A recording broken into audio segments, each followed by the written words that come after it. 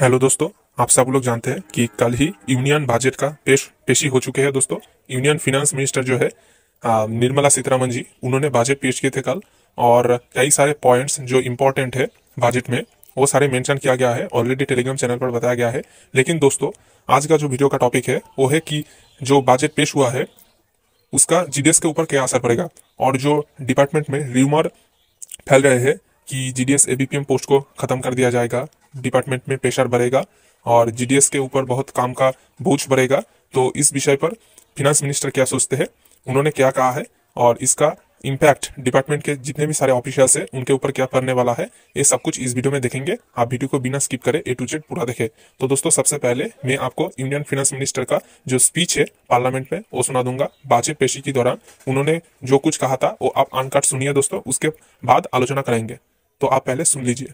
India Post, with 1.5 lakh rural post offices, complemented by the India Post Payment Bank and a vast network of 2.4 lakh Dak Sevaks, will be repositioned to act as a catalyst for the rural economy.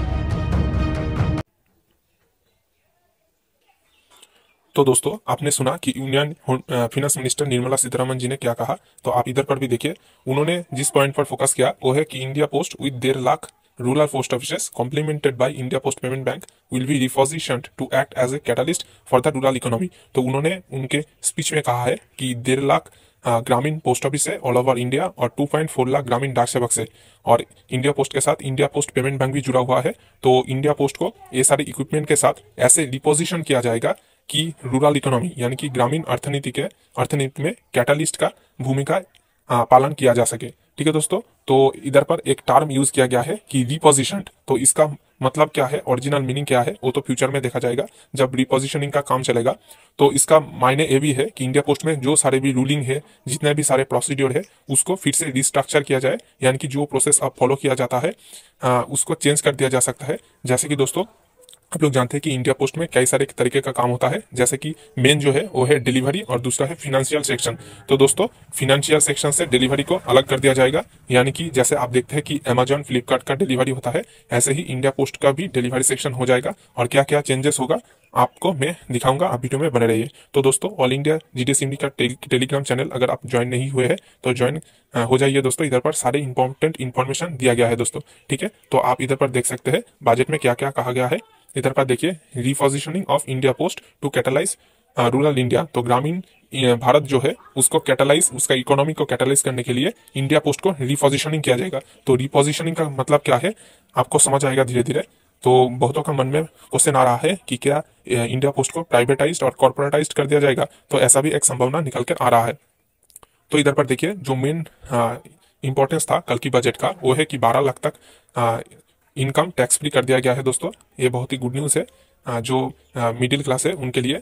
और इधर पर देखिए क्या कुछ हो सकता है, मैं आपको दिखा रहा हूँ। इधर पर देखिए दोस्तों, इस चैनल को सब्सक्राइब करके रखें दोस्तों, और जो ऑल इंडिया जीडीएस यूनिटी का टेलीग्राम चैनल है उधर पर भी ज्वाइन हो जाइए, क्योंकि इधर पर ऐसे ही इंफॉर्मेटिव इन्फॉर्मेशन दिया जाता है। तो पहले जो हो सकता है और होगा ही दोस्तों, 100% श्योर है। तो कुछ दिन पहले ही ज्योतिरादित्य एम सिंधिया जी ने कहा था कि इंडिया पोस्ट को सबसे बड़ा लॉजिस्टिक हब बना जाएगा। तो आप जानते हैं कि लॉजिस्टिक हब का मतलब होता है कि जो डिलीवरी होता है, जैसे कि फ्लिपकार्ट का करता है ई कार्ट और अमेजन का करता है ईकॉम एक्सप्रेस, ब्लू डार्ट, ऐसे ही जो डिलीवरी सेक्शन होता है, पिकअप करते हैं, डिलीवरी करते हैं। तो इंडिया पोस्ट के जो डिलीवरी सेक्शन है उसको और जो ब्लू डार्ट है, DHSL है, डिलीवरी है, ठीक है, तो वैसे ही स्ट्रॉन्ग किया जाएगा। और देखिए दोस्तों, मोस्ट जो फास्ट टॉपिक है, मोस्ट इंपॉर्टेंट वो है कि आईपीबी और पीओएसबी को मार्च कर दिया जाएगा, यानी कि पोस्ट ऑफिस सेविंग्स बैंक और इंडिया पोस्ट पेमेंट बैंक को मार्च करके एक कर दिया जाएगा। आईपीबी का ऑनलाइन सेक्शन जो है पीओएसबी के साथ अगर मार्च हो जाएगा तो सर्विस और भी बेहतर होगा दोस्तों। ठीक है, तो इसमें कस्टमर को बहुत ही सुविधा होगी। दूसरा देखिए दोस्तों, India post will be the largest logistic hub with the functioning of आईडीसीज।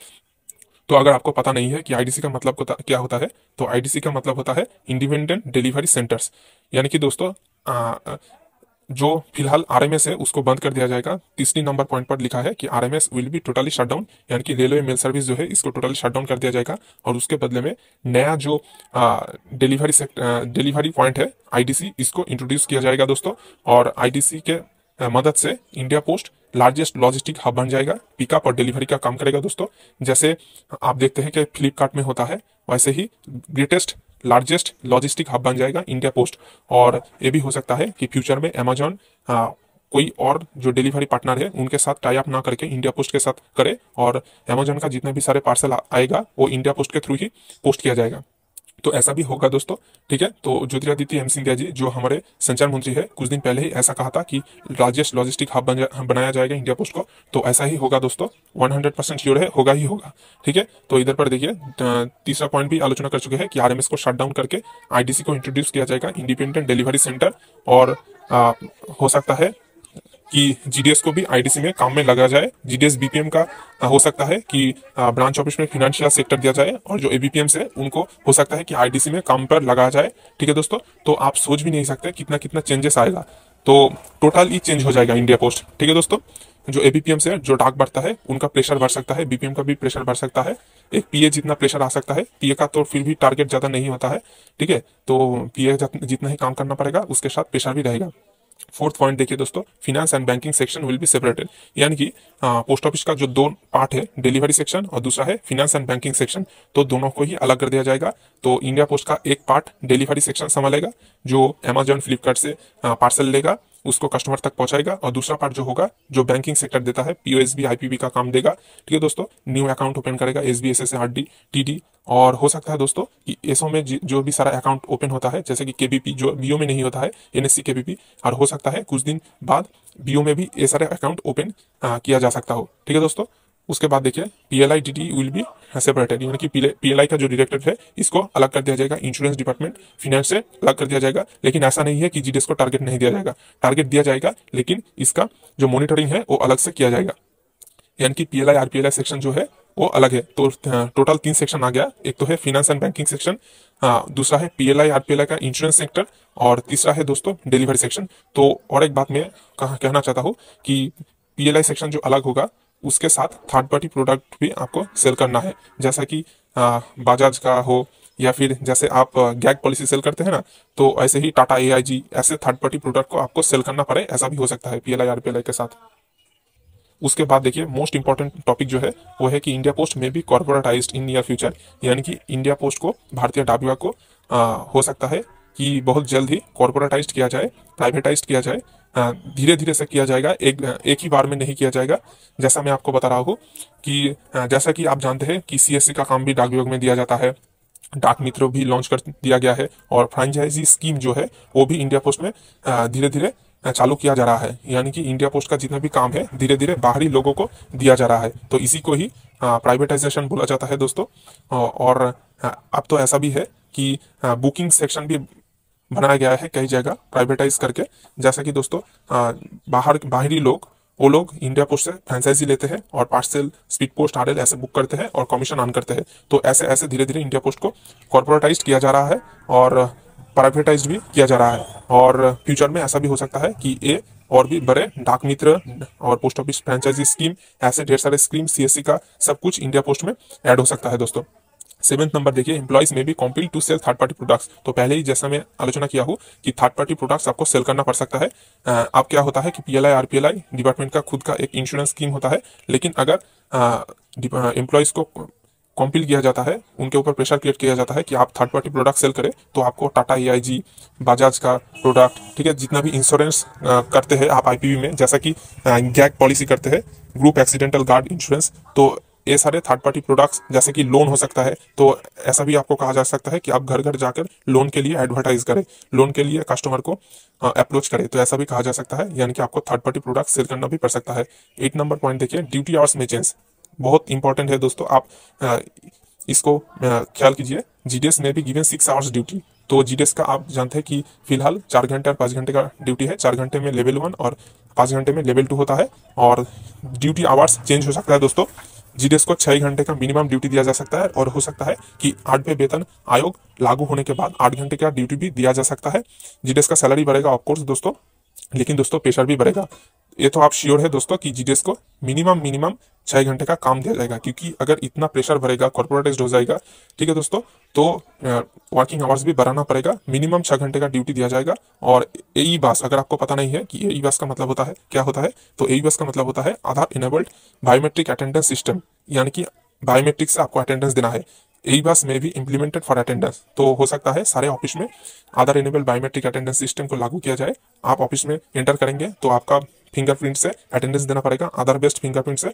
और आप जब ऑफिस से निकलोगे तब भी अटेंडेंस देकर, फिंगरप्रिंट देकर ही निकलना पड़ेगा। ऐसे आप कोई भी छुट्टी, अनऑथोराइज छुट्टी नहीं ले सकते हो और फांकी भी नहीं मार सकते हो। उसके बाद देखिए, duties of employees will be reassigned, यानी कि जो एम्प्लॉयज फिलहाल काम करते हैं इंडिया पोस्ट में, उनका ड्यूटी चेंज हो सकता है, उनको रीअसाइन किया जा सकता है ड्यूटी। जैसा कि आप जानते हैं कि जीडीएस एबीपीएम क्या करता है, एमसी मेल कैरी करता है और एमडी मेल डिलीवरी करता है। और आईडीसी चालू होने के बाद हो सकता है कि उनका ड्यूटी में चेंज हो सकते हैं। जीडीएस एबीपीएम को बीओ से चुरा कर उनको आईडीसी में काम पर लगाया जा सकता है। आरएमएस तो टोटली शटडाउन हो जाएगा। और सिर्फ जीडीएस ही नहीं, पोस्टमैन एमटीएस जो है उनको भी एसओ में अटैच ना करके आईडीसी में अटैच किया जाएगा। ऐसा ही एक प्लानिंग चल रहा है दोस्तों। तो आप जानते हैं कि फिलहाल क्या होता है कि पहले आरएमएस से एसओ में डाक आता है, एसओ से बीओ में आता है। तो दोस्तों ये प्रोसेस भी चेंज हो सकता है। हो सकता है कि डायरेक्ट एसओ में नहीं आएगा, डायरेक्ट बीओ में भी आ सकता है। और ऐसा भी हो सकता है कि बीओ में ही ना ही आए, सब बीओ का डिलीवरी एसओ में अटैच कर दिया जाए और बीओ का जो एमसीएमडी है वो एसओ से ही सीधा डाक लेकर गांव-गांव में डिलीवरी करे। तो बहुत सारे ऑफिस में ऐसा ऑलरेडी लागू हो चुका है कि बीओ का डिलीवरी जो है एसओ में अटैच कर दिया गया है, एसओ में उनका बीट बना दिया गया है और एसओ से ही वो लोग डाक लेते हैं, डिलीवरी करते हैं और एसओ में ही रिटर्न जमा कर देते हैं। तो ऐसा करने पर बीपीएम का सुविधा होगा कि क्योंकि डिलीवरी का कोई भी प्रेशर उनके सर पर नहीं रहेगा, लेकिन जो एमसीएमडी है उनका प्रेशर बढ़ेगा, ज्यादा दूर ट्रैवल करना पड़ेगा और ज्यादा लेटर भी डिलीवरी करना होगा। देखिए 10th नंबर पॉइंट जो है, it will result huge target and work pressure. तो ऑब्वियसली दोस्तों, अगर ये सब कुछ इंप्लीमेंट किया जाए, अगर फिनेंशियल टारगेट दिया जाए तो जीडीएस के ऊपर बहुत बड़ा टारगेट का बोझ रहेगा और वर्क प्रेशर भी बढ़ेगा। मिनिमम 6 घंटे का अगर ड्यूटी दिया जाता है तो ऐसे ही आपको बीओ में बैठा कर नहीं रहेगा दोस्तों, आपको पैसा भी देगा। मिनिमम 25,000 सैलरी होगा बीपीएम का, उससे ज़्यादा भी हो सकता है 8वें वेतन आयोग लागू होने के बाद। और दोस्तों आप समझिए, आपको पैसा ऐसे ही नहीं देगा। जो सारे जीडीएस वेब बैंक काम नहीं करते, सारा दिन बैठे ही रहते हैं, वो सब लोग सावधान हो जाइए क्योंकि प्रेशर बनने वाला है। Delivery before 2 days of expected date will be assured like Flipkart and Amazon. तो दोस्तों ये बहुत इंपॉर्टेंट है। तो आप लोग जानते हैं कि अगर आप फ्लिपकार्ट या फिर अमेजन में कोई भी कुछ ऑर्डर देते हैं तो आपको एक एक्सपेक्टेड डेट दिया जाता है। यानी कि मान लीजिए आप 1 तारीख में ऑर्डर देते हैं तो आपको 10 तारीख का डेट दिया जाता है कि आपको 10 तारीख के अंदर आपको डिलीवरी दिया जाएगा। तो 10 तारीख को बोला जाता है एक्सपेक्टेड डेट ऑफ डिलीवरी। तो दोस्तों अगर इंडिया पोस्ट के द्वारा फ्लिपकार्ट और अमेजन कोई भी पार्सल बुक करता है, पोस्ट करता है और कस्टमर को भेजते हैं, तो पोस्टमैन और एमडी जो है उनको एक्सपेक्टेड डेट ऑफ डिलीवरी की 2 दिन पहले, मिनिमम 2 दिन पहले डिलीवरी देना पड़ेगा। यानी कि 10 तारीख अगर एक्सपेक्टेड डेट है तो 8 तारीख के पहले या फिर 8 तारीख को आपको डिलीवरी कंफर्म करना ही पड़ेगा। तो फिलहाल चालू है D+0, लेकिन D+0 नहीं रहेगा दोस्तों, D-2 हो जाएगा।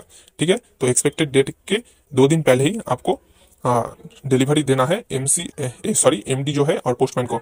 ठीक है, तो दोस्तों इंडिया पोस्ट में बहुत सारा चेंजेस आएगा। जो सारे जीडीएस काम नहीं करते, सारा दिन बैठे रहते हैं, तो टारगेट फिलअप नहीं करते हैं, उनके लिए बहुत ही दर्दनाक एक्सपीरियंस होने वाला है दोस्तों। और सबके लिए भी वर्क प्रेशर बढ़ेगा। लेकिन ये बात जरूर है दोस्तों कि 8वें वेतन आयोग जब होगा तो सैलरी जरूर बढ़ेगा जीडीएस का मेरा जैसा मानना है कि बेसिक 26,000, 25-26,000 हो जाएगा और टोटल सैलरी 35K के ऊपर हो जाएगा।